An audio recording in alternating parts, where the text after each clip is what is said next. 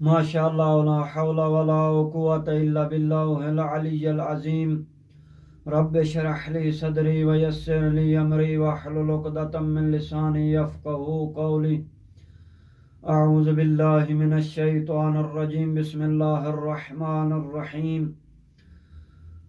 الحمد للہ رب العالمین الصلاة والسلام علی اشرف الانبیاء والمرسلین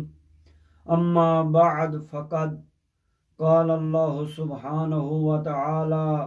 بسم اللہ الرحمن الرحیم۔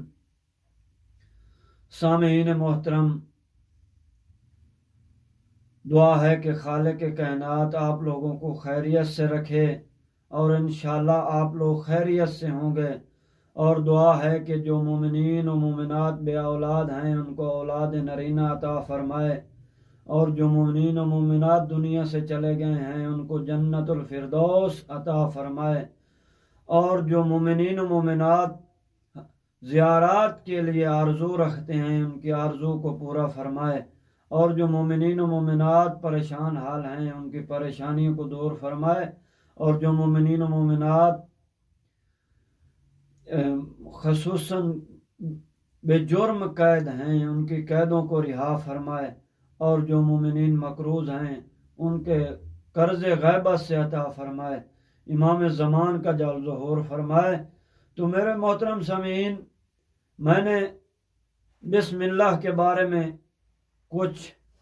پہلے عرائض بیان کیے تھے، تو اسی کے ضمن میں آج میں روایات اور آیات کو بیان کروں گا کہ آیا بسم اللہ کی برکات کیا ہیں، بسم اللہ کی وجہ سے انسان کا کام پایہ تکمیل تک پہنچتا ہے یا نہیں؟ تو یقیناً پایہ تکمیل تک پہنچتا ہے۔ تو آئیں اس لیے یعنی دیکھیں کہ ہمیں چاہیے کہ ہم خداوند متعال کی مدد سے یہ کام لیں، یعنی خداوند متعال کی مدد اور نصرت اور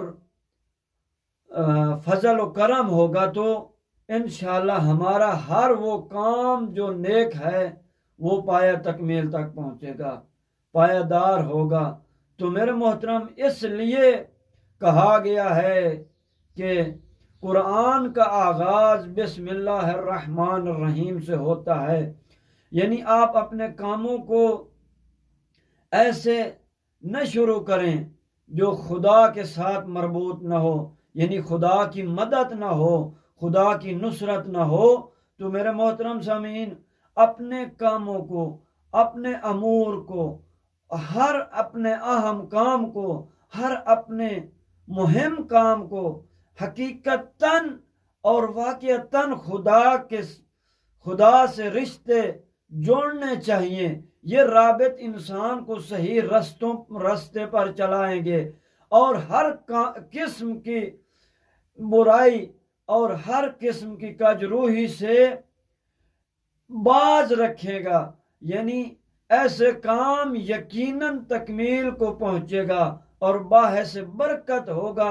یہی وجہ ہے کہ رسول اللہ صلی اللہ علیہ وسلم کی یہ مشہور حدیث ہے جو ہم پڑھتے ہیں، کلو امر ذی بال لم یذکر فیہ بسم اللہ فہو ابتر یا اسم اللہ فہو ابتر۔ تو میرے محترم، یعنی جو بھی اہم کام خدا کے نام سے شروع نہ کیا جائے وہ بے اثر اور بے نتیجہ ہوتا ہے۔ یعنی یہ بسم اللہ کی برکت ہے کہ انسان جب بھی کام شروع کرے، اہم کام شروع کرے تو پہلے بسم اللہ پڑھنا چاہیے۔ یہ حدیث امیر المومنین نے بیان کیا ہے۔ اس کے بعد امیر المومنین نے ارشاد فرمایا ہے، انسان جس کام کو انجام دینا چاہیے کہ بسم اللہ کہے، اور جو عمل خدا کے نام سے شروع ہو وہ مبارک بابرکت ہوتا ہے۔ تو میرے محترم، اسی طرح امام باقر علیہ السلام نے بھی فرمایا جب کوئی کام شروع کرنے لگو، بڑا ہو یا چھوٹا ہو، کہو بسم اللہ الرحمن الرحیم، تاکہ وہ بابرکت بھی ہو اور پر از امن و سلامتی بھی ہو۔ تو میرا محترم، اس کلام کا خلاصہ یہ ہے کہ یہ کسی عمل کی پائیداری و بقا اس کے رابط خدا سے وابستہ ہے۔ اسی مناسبت سے جب خداوند متعال نے پیغمبر اکرم صلی اللہ علیہ وآلہ وسلم پر پہلی وحی نازل فرمائی تو انہیں حکم دیا کہ تبلیغ اسلام کی عظیم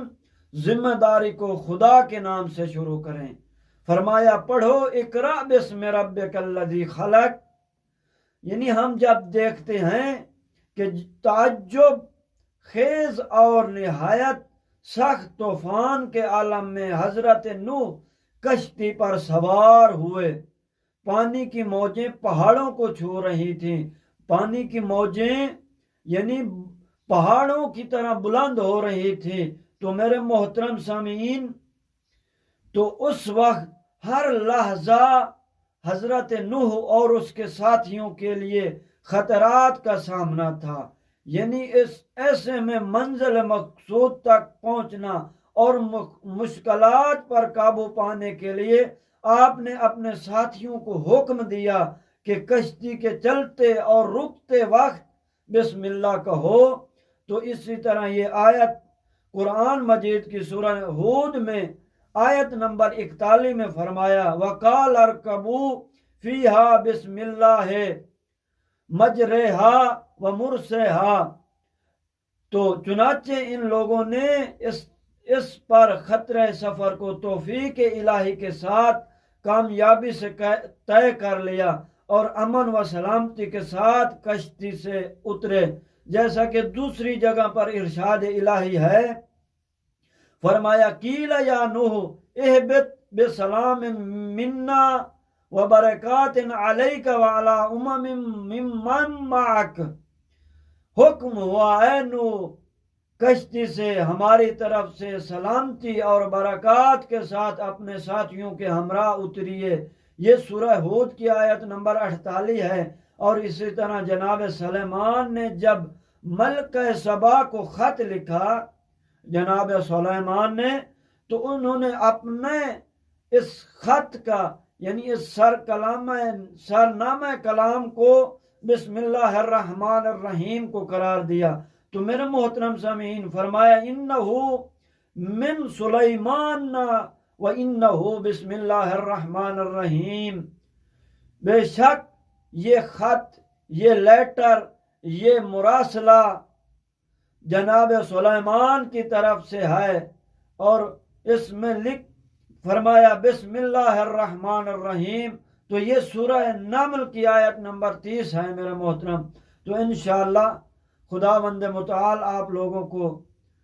توفیق عطا فرمائے اور مجھے بھی توفیق عطا فرمائے قرآن کو پڑھنے اور سمجھنے کی۔